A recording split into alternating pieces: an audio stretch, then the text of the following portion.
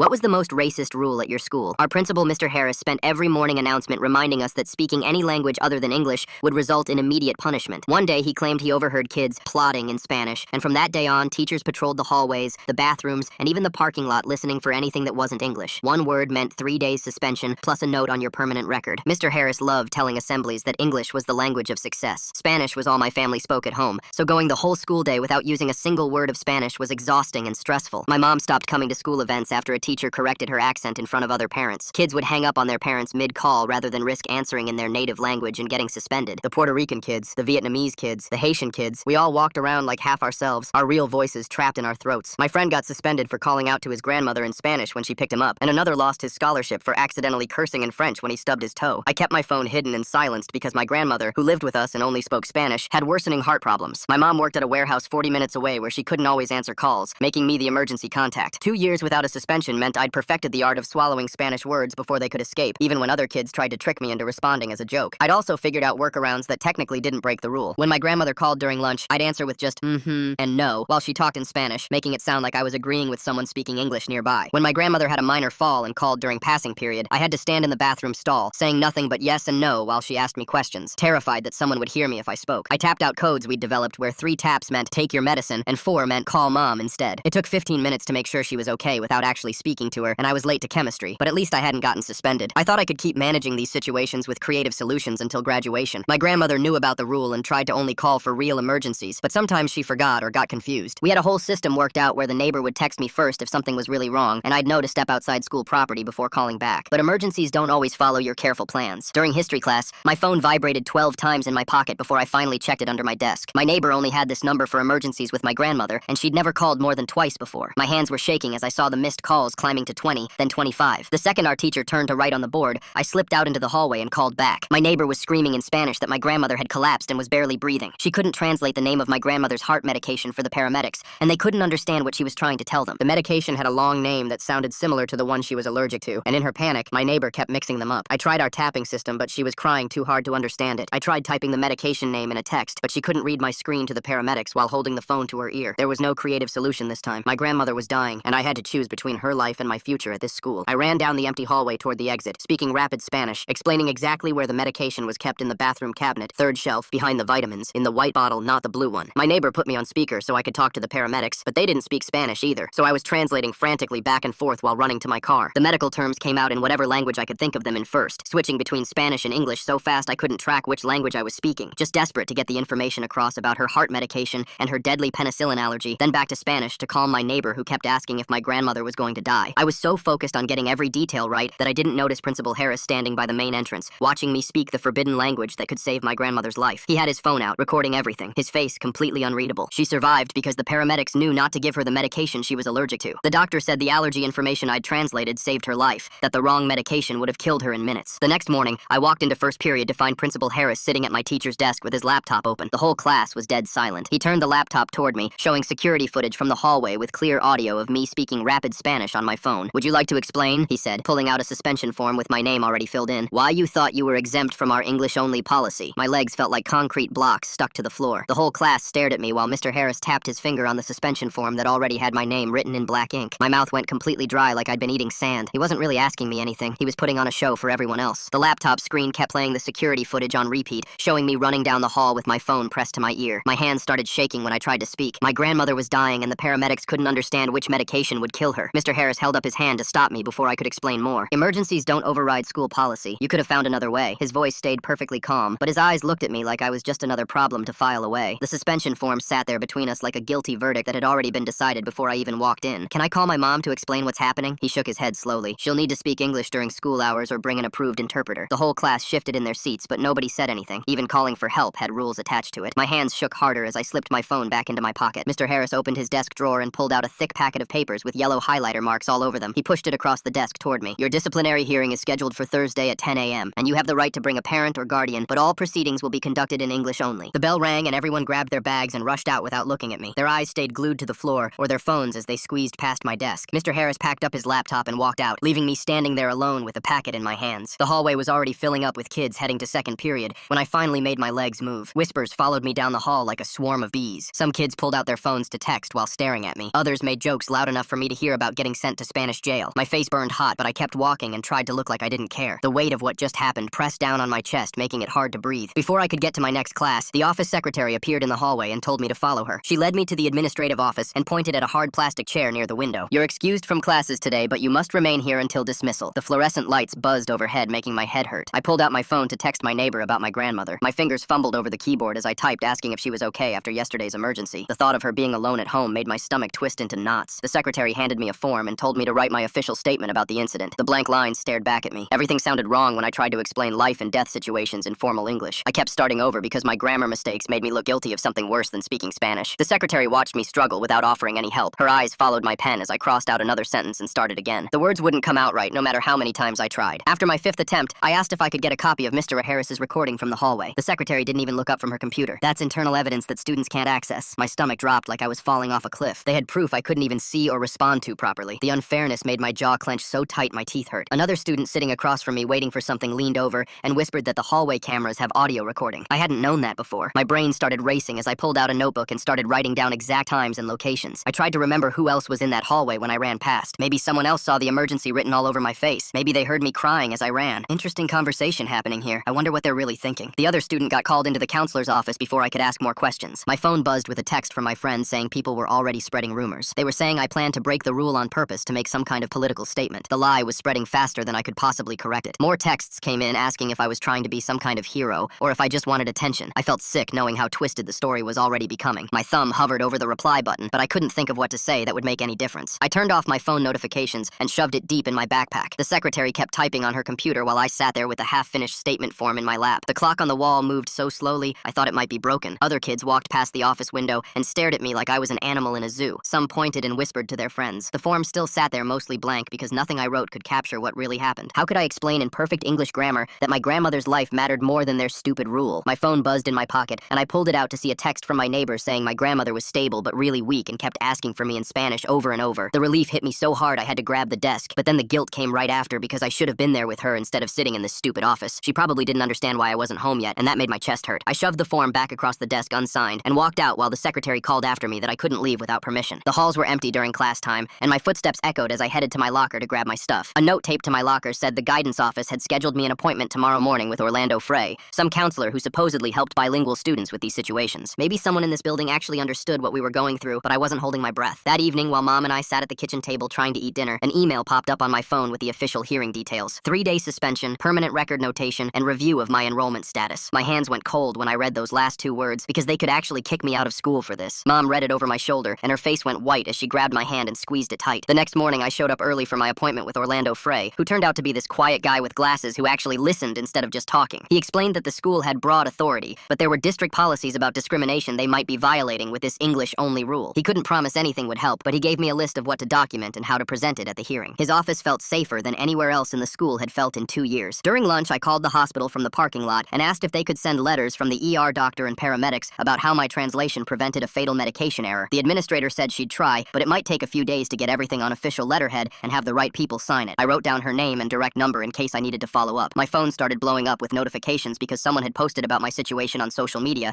and now everyone had opinions. Half the comments said rules are rules, and I knew what would happen. The other half said saving a life matters more than any stupid policy. The notifications made me dizzy, so I deleted the apps off my phone because I didn't want to be anyone's political symbol or debate topic. After chemistry, my teacher asked me to stay behind, and once everyone left, she quietly admitted the language policy felt wrong, but teachers could lose their jobs for speaking up about it. She pointed to a page in the student handbook showing the district's own non-discrimination language that seemed to contradict the English-only rule. Her hands shook a little as she showed me where to find it online and told me to make copies. That evening, a guy named Ruben Guidry from some legal aid group called after my mom reached out to them for help. He explained that Title VI protects language minorities, but schools often claim safety exceptions to get around it. Any federal complaint would take months to process, way past graduation, so the system moved slower than my life did. The next morning, I went to the main office and requested a Spanish interpreter for my hearing, since my mom struggled with formal English and legal terms. The secretary said they don't provide interpreters for disciplinary hearings, only for special education meetings, and I made sure to write down her exact words. Mike Fair, the assistant principal, pulled me aside in the hallway and suggested I just take Saturday detention instead of fighting this whole thing. He looked tired, like he'd had this conversation before, and knew exactly how it would end for kids like me. The easy path tempted me for about 2 seconds before I remembered my grandmother's face when the paramedics were trying to help her, and nobody could understand what she needed. I told Mike thanks, but no thanks, and kept walking to class. The rest of the week crawled by with teachers looking at me weird and kids whispering when I walked past. Some of them tried to talk to me in Spanish as a joke, joke to see if I'd respond and get in more trouble. I kept my mouth shut and my head down, counting the days until the hearing. My grandmother called twice, but I let it go to voicemail because I couldn't risk anyone hearing me speak Spanish on the school property again. Mom took time off work she couldn't afford to help me prepare for the hearing, going through the handbook and printing out everything Orlando had suggested. We stayed up late organizing documents and practicing what I would say in English, even though it felt wrong explaining in English why speaking Spanish saved a life. The morning of the hearing, my stomach hurt so bad I could barely eat breakfast, but Mom made me try anyway. My phone buzzed with an email notification while I was getting my papers together. The scholarship committee had sent a message about reviewing all disciplinary records before making final decisions. My hands went cold reading that they'd be checking my permanent record next week. This wasn't just about missing 3 days of school anymore. 4 years of straight A's and perfect attendance could mean nothing if that suspension went through. I shoved the phone in my pocket and grabbed my backpack, trying not to think about how college might disappear because I spoke Spanish to save my grandmother's life. The hearing was set for 2 o'clock, but first I had to get through a whole school day. At lunch, I got a text from Mom that my grandmother was released from the hospital. She needed someone watching her constantly now and checking her medications every 4 hours. I spent the rest of lunch period setting up phone alarms and texting our neighbor about check-in times. The chemistry test was tomorrow and I hadn't studied at all. Everything felt like it was piling up at once. During study hall, an email from Ruben popped up on my laptop. He'd been researching and found that recording hallway audio might violate state privacy laws, but he also said courts usually gave schools lots of power for safety reasons. Every legal argument had a counter-argument that helped the school. The whole system seemed set up to protect them, not us. My phone vibrated with a text from a classmate I barely knew. She'd sent a shaky video that showed Principal Harris standing by the entrance with his personal phone pointed right at me while I was on my emergency call. This wasn't just security cameras catching something by accident. He'd deliberately recorded me himself, like he'd been waiting for me to mess up. I forwarded the video to Orlando right away, my fingers shaking with anger. That night I stayed up making a timeline of everything that happened. Orlando came over and helped me write down every single timestamp and detail I could remember. He kept crossing out parts where I wrote how I felt and made me stick to just the facts. The times, the places, who said what, who was there. No opinions, no emotions, just cold, hard facts that nobody could argue with. Working on it actually helped calm my nerves a little. The next day during lunch, I walked around quietly asking Vietnamese and Haitian kids about their experiences with the language rule. Most were scared to talk, but a few wrote anonymous statements for me. One girl lost her National Honor Society spot after answering her mom's call in Vietnamese. A Haitian boy's parents stopped coming to his games because they were afraid of speaking French by accident. The stories kept coming, each one showing the same pattern of fear and lost opportunities. After school, I collected more statements, and the picture got bigger and uglier. That evening, I sat at my computer typing up a formal grievance to the district. I cited discrimination and denial of interpreter services,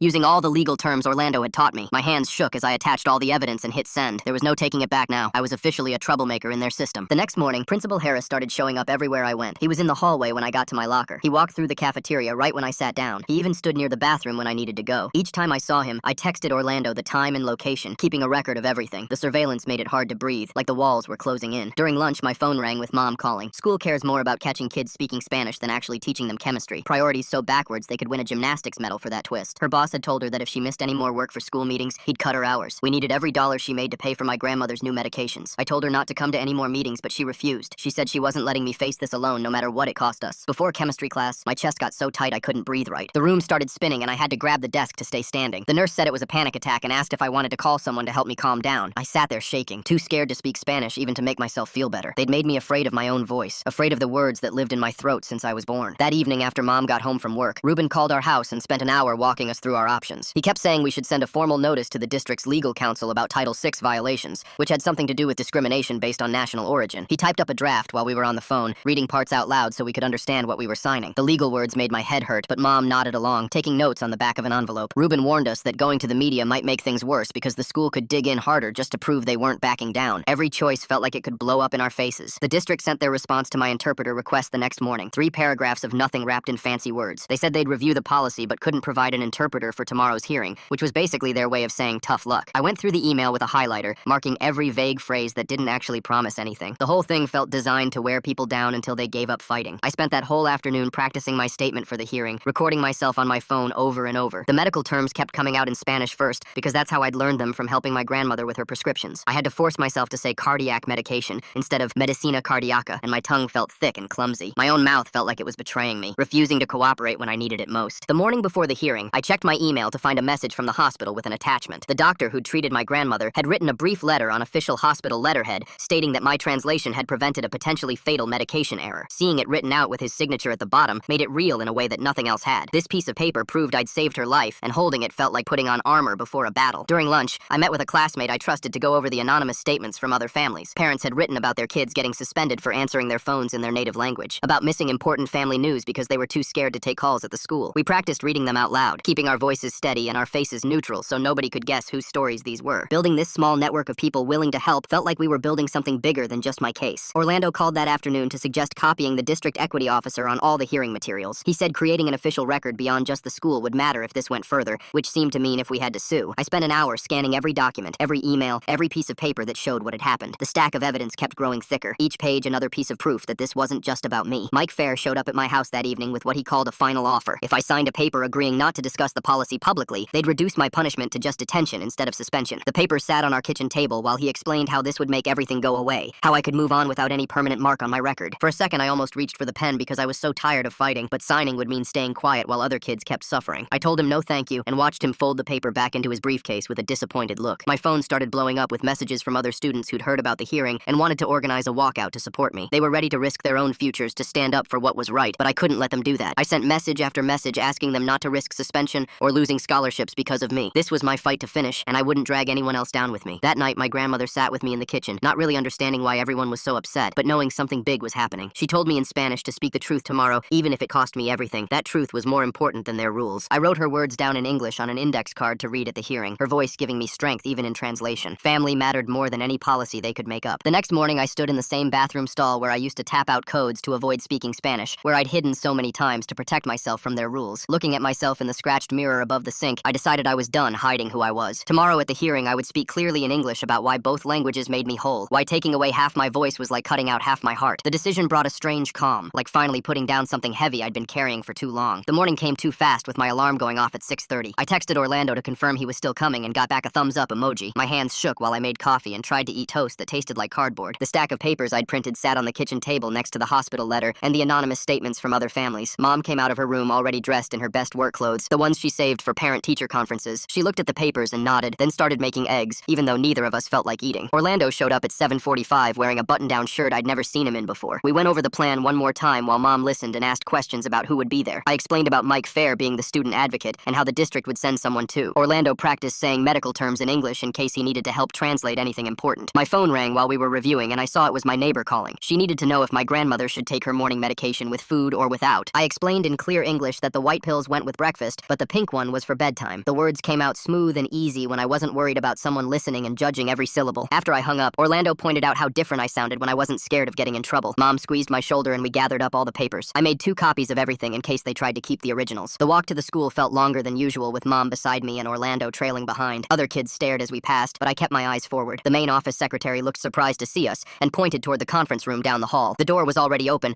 and I could see the long table set up inside. Principal Harris sat at the head with his laptop open and a stack of folders beside him. Mike Fair was to his left with a yellow legal pad and pen. A woman I didn't recognize sat across from Mike with a district badge on her lanyard. The teacher representative turned out to be my sophomore English teacher, who gave me a small nod when we walked in. There was no interpreter, even though I'd requested one in my grievance paperwork. Orlando took the chair behind me while Mom sat to my right. The room smelled like coffee and copy paper. Principal Harris didn't look up from his laptop for a full minute after we sat down. When he finally did, his face was completely neutral, like we were discussing attendance numbers instead of my future. He turned the laptop screen toward me and hit play on the security footage. The hallway video showed me running while talking on my phone, my mouth moving fast as I switched between languages. The audio was clear enough to hear every Spanish word I'd said to my neighbor and the paramedics. He let it play for 3 minutes before stopping it and pulling out a suspension form with my name already typed at the top. He stated that the evidence clearly showed willful defiance of school policy regarding English-only communication on the school property. I kept my voice steady and confirmed that yes, I had spoken Spanish in the hallway that day. I explained about my grandmother's heart condition and the medication mix-up and how the paramedics needed exact information to save her life. My hands were shaking under the table, but I kept them flat against my thighs. Principal Harris wrote something on his form while I talked. I pulled out the hospital letter and slid it across the table toward the district representative. She picked it up and read it carefully while Principal Harris said the letter didn't change the fact that I'd broken a clearly stated rule. He said policies existed for a reason and making exceptions would undermine the entire system. The district woman asked to keep the letter and made her own notes on a tablet. I handed her the stack of anonymous statements from Vietnamese and Haitian families describing how the rule affected them. The way she practices saying cardiac medication instead of medicina cardiaca shows how our brains store different kinds of knowledge in different languages. How does forcing someone to translate medical terms they learned in Spanish actually help anyone? One family had missed a funeral because they couldn't coordinate childcare without being able to speak their language. Another had a child who wet himself because he was afraid to ask for the bathroom in Vietnamese when he forgot the English word. The district woman's eyebrows went up as she read through them. Principal Harris's jaw got tighter with each page she turned. Mike Fair asked if I had any additional documentation, and I pulled out screenshots of the state education codes about language access. Mom's phone rang, and she fumbled to answer it on speaker when Mike suggested she could provide context about our family situation. Her English came out choppy as she tried to explain about working at the warehouse and my grandmother living with us. When she got stuck on a word, Orlando leaned forward and whispered it to me, and I repeated it louder so everyone could hear. Mom talked about missing discussing school events because teachers made fun of her accent and how she worried every day about me getting suspended for helping with my grandmother. Her voice cracked when she said she was proud of me for saving my grandmother, even if it meant getting in trouble. The district woman typed faster while Mom talked. Mike Fair cleared his throat and suggested that if I withdrew my district grievance, they could reduce the suspension to just 1 day instead of 3. I shook my head and said I wanted the policy reviewed instead of any deals about punishment. I kept my tone respectful, but didn't back down when he pressed about being reasonable. Principal Harris said I was being deliberately difficult and that actions had consequences. The district woman looked between Principal Harris and Mike Fair before saying she thought any disciplinary decision should wait until the district could review its language access policies more thoroughly. Principal Harris's face turned red as he insisted that school-level decisions didn't require district approval for standard disciplinary actions. The district woman reminded him that civil rights complaints went through different channels than regular discipline issues. They went back and forth using careful professional language while my fate hung in the air between them. After another hour of back and forth, they finally reached their decision. The district woman typed something on her laptop while Principal Harris sat there with his arms crossed, looking mad. She turned the screen toward me, showing the official ruling that I'd get 1 day of in-school suspension starting tomorrow. My record would be flagged as under review, and the district would look into their interpreter policies for emergency situations. It wasn't winning or losing, but something in between that nobody was happy about. I signed the paper without saying anything because there was nothing left to say. The next morning, I reported to the small room near the main office where they kept suspended kids. The room had 3 desks facing the wall and no windows. I sat there doing worksheets while missing my chemistry lab where we were supposed to be doing the titration experiment that counted for 10% of our grade. My teacher had already said there were no makeup labs allowed, so my grade dropped from an A to a B just like that. During lunch, I ate alone in that room while the monitor watched me from her desk. Some kids walked by the door on their way to the cafeteria, and I saw a few nod at me through the small window, but others were whispering and pointing. One girl mouthed that I got off easy, while another shook her head like I'd caused too much trouble for nothing. The social cost was becoming clear as I sat there with my sandwich getting soggy. That evening, I went straight to my grandmother's room, where she was sitting in her chair watching her Spanish soap opera. She asked me about school, but I just told her it was fine, and sat next to her on the floor leaning against her chair. We watched the show together without talking about what happened at the hearing, because she didn't need to know what speaking Spanish cost me at that school. She ran her fingers through my hair like she used to when I was little, and we shared that quiet comfort without needing any words at all. 3 days later, I got an email forwarded from my mom that the district had sent to all staff about starting a limited inquiry into language access practices at schools. Walking through the hallways that week felt different, because conversations would stop when I passed, and some teachers seemed nervous when they saw me like they were worried I might report them for something. My English teacher, who used to joke around with me now, kept our interactions strictly professional. Being right about the policy didn't mean being welcome in the building anymore. 2 weeks after the hearing, a memo went out announcing an emergency exception for language use during medical or safety situations and requiring schools to honor interpreter requests for parent meetings. Principal Harris called an assembly to explain that the new rules only applied to documented emergencies and regular school communication still had to be in English. He stood at the podium reading from the memo in the most narrow way possible, but it was still progress, even if it was small. The scholarship committee sent me a letter saying they were deferring their decision until my final record status was clear, which left me stuck, not knowing if I'd have money for college or not. I wrote them careful updates every week talking about my grades and activities without mentioning the suspension directly, but focusing on my academic performance while the review continued. Waiting for their answer became its own kind of punishment because I couldn't make any college plans without knowing if I had that scholarship. I submitted an op-ed to the school paper about what it felt like to walk around half-voiced without being able to speak your native language. I described the feeling of words getting stuck in your throat and having to translate your thoughts before speaking them without naming anyone specific or mentioning the suspension. After it got published, other kids started coming up to me quietly saying it captured exactly what they felt too. The Vietnamese kid from my math class showed me where he'd highlighted parts that matched his experience, and the Haitian girl from band said she'd sent it to her parents. Words on paper felt safer than words in hallways where someone might report you. The last week of school, I passed Principal Harris in the hall on my way to history class. We didn't acknowledge each other, but I didn't look away either, and neither did he. I kept walking to class, still careful with my words, but no longer silent about things that mattered. The fight wasn't over, but I was still standing, and sometimes that's enough to keep the small resistance going. Thanks for letting me explore all these questions with you today. It's been really interesting wondering about things together. Until next time, like the video. It helps more than you think.